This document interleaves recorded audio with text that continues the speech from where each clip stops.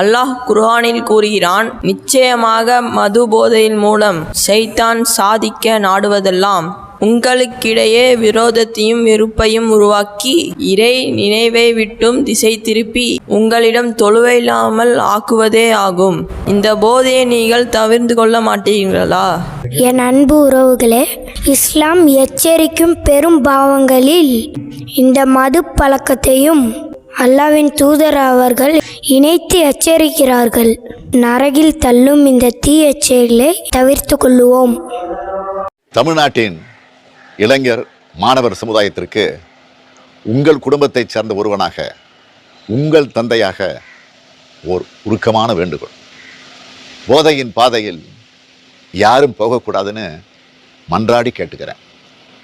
நீங்கள் பார்த்து பார்த்து பாதுகாப்பாக வளர்த்த உடம்பை நீங்களே ஏன் கெடுத்துக்கிறீங்க? தீமைன்னு தெரிஞ்ச உடனே ஏன் விலை கொடுத்து வாங்குறீங்க?